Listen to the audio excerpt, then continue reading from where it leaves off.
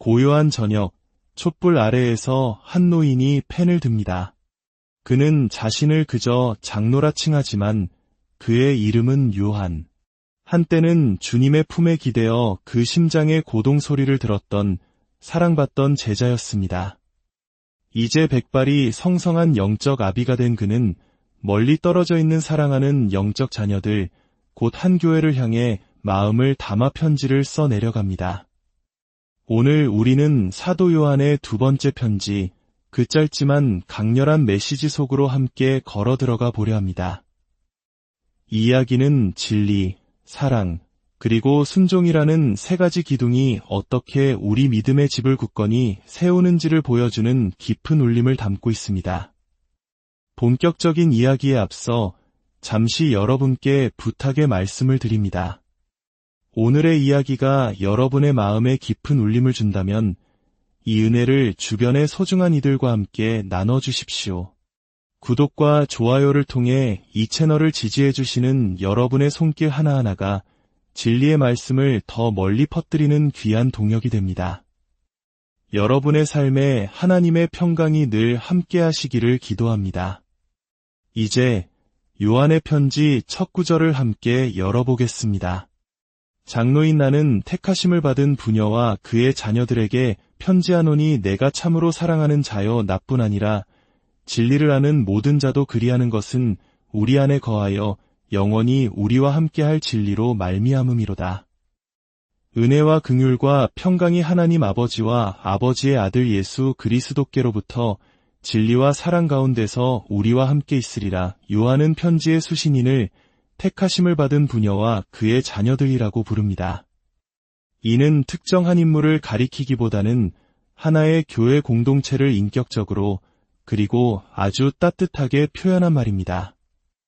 마치 어머니와 그 자녀들처럼 끈끈한 사랑으로 묶인 믿음의 가족을 떠올리게 하죠. 요한은 이들을 참으로 사랑한다고 고백합니다. 그런데 이 사랑에는 중요한 전제가 붙습니다. 바로 진리 안에서 사랑한다는 것입니다. 요한에게 있어 진리와 사랑은 결코 분리될 수 없는 동전의 양면과도 같은 것이었습니다.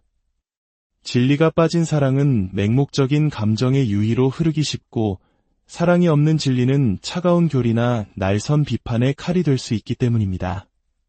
그는 우리 안에 거하여 영원히 함께할 진리, 즉 복음의 핵심이신 예수 그리스도로 인해 우리가 서로 사랑할 수 있음을 분명히 합니다. 그리고 이 진리와 사랑 가운데 성부 하나님과 성자 예수 그리스도로부터 오는 세 가지 선물이 우리와 함께 할 것이라고 선포합니다.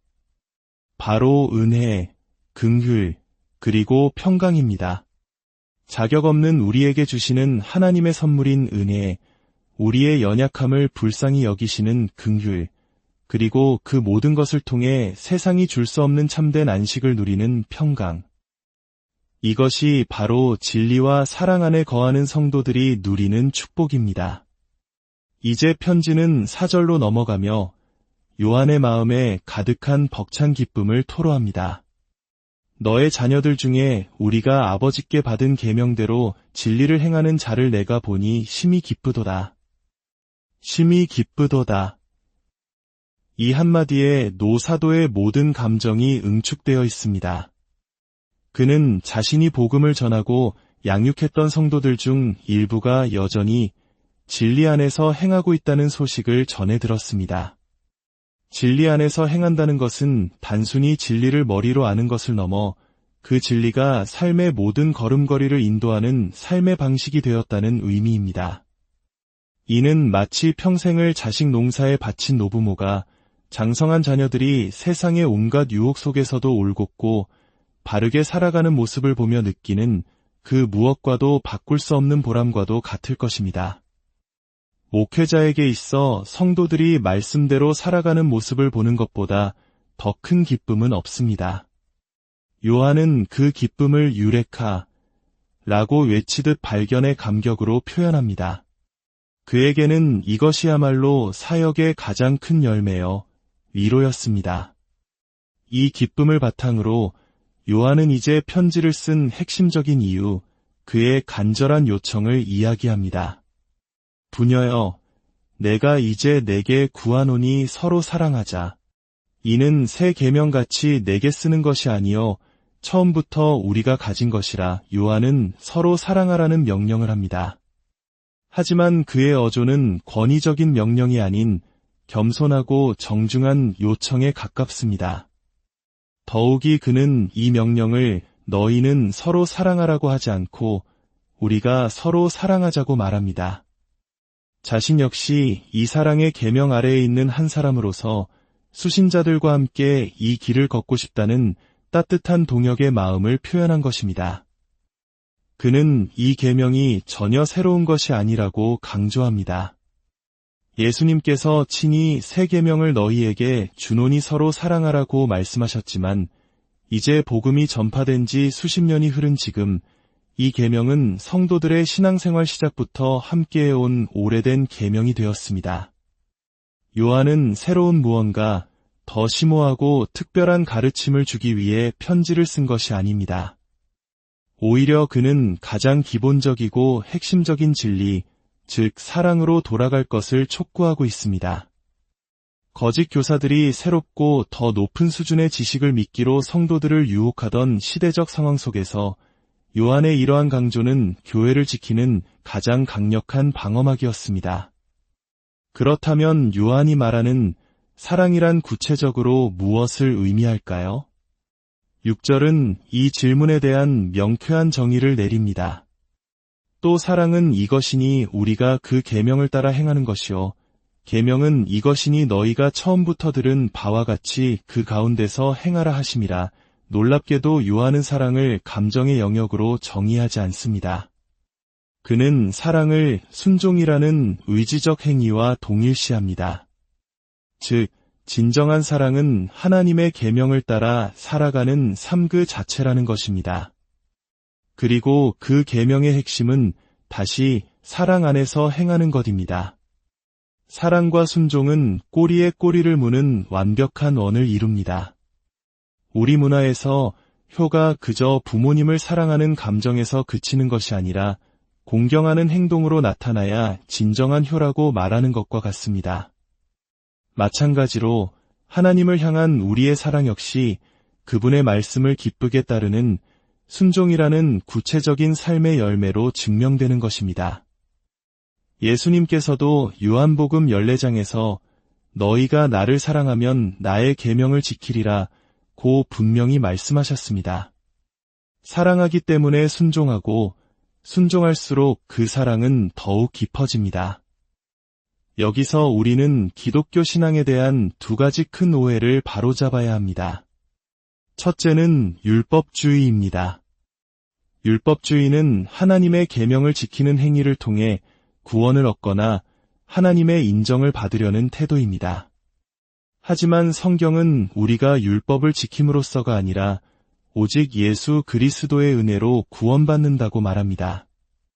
우리는 구원받기 위해 순종하는 것이 아니라 구원받았기 때문에 감사와 사랑으로 순종하는 것입니다. 둘째는 그 반대편에 있는 무율법주의입니다. 이것은 우리는 은혜 아래 있으니 더 이상 율법이나 계명에 얽매일 필요가 없다고 주장하는 위험한 생각입니다. 이들은 사랑을 자신의 감정이나 주관적인 판단에 따라 행동하는 것으로 오해합니다. 하지만 요한은 분명히 말합니다. 참된 사랑은 하나님의 객관적인 기준인 계명에 순종하는 것이라고 말입니다. 하나님의 계명은 우리를 억압하는 족쇄가 아닙니다. 오히려 그것은 낭떠러지 옆에 설치된 안전 난간과 같습니다. 그 난간이 우리를 자유롭게 경치를 즐기지 못하게 막는다고 불평하는 사람은 없습니다. 오히려 그 난간이 있기에 우리는 안심하고 길을 걸을 수 있습니다. 마찬가지로 하나님의 계명은 우리를 죄의 위험으로부터 보호하고 참된 자유와 생명의 길로 인도하는 사랑의 지침입니다. 사도 바울 역시 로마서 13장에서 남을 사랑하는 자는 율법을 다 이루었느니라고 말하며 살인하지 말라, 간음하지 말라, 도둑질하지 말라 등 모든 계명이 내 이웃을 내 자신과 같이 사랑하라는 한 말씀 속에 다 들어있다고 설명했습니다. 사랑은 율법의 완성입니다. 오늘 요한의 짧은 편지는 우리에게 묻고 있습니다. 당신의 신앙은 진리라는 굳건한 반석 위에 서 있습니까? 당신의 사랑은 그 진리 안에서 표현되고 있습니까? 그리고 그 사랑은 감정의 변화에 흔들리는 것이 아닌 하나님의 말씀을 기꺼이 따르는 순종의 삶으로 나타나고 있습니까? 진리 없는 사랑은 방향을 잃고 사랑 없는 진리는 생명을 잃습니다. 그리고 순종 없는 사랑은 공허한 고백에 불과합니다. 하나님 아버지, 오늘 우리에게 주신 말씀을 통해 우리의 신앙을 돌아보게 하시니 감사합니다. 때로는 사랑이라는 이름으로 하나님의 뜻을 저버리고 때로는 율법의 잣대로 서로를 정죄했던 우리의 연약함을 고백합니다. 우리 마음에 진리의 말씀을 깊이 새겨주시어 그 진리가 우리 삶의 방향이 되게 하여 주옵소서. 그 진리 위에서 뜨겁게 서로 사랑하게 하시고 우리의 사랑이 감정의 유희가 아닌 주님의 계명을 기쁘게 따르는 순종의 열매로 나타나게 하여 주옵소서. 진리와 사랑과 순종이 아름답게 어우러지는 삶을 통해 이 세상 속에서 하나님의 살아계심을 증거하는 우리 모두가 되게 하여 주시옵소서. 예수 그리스도의 이름으로 기도합니다.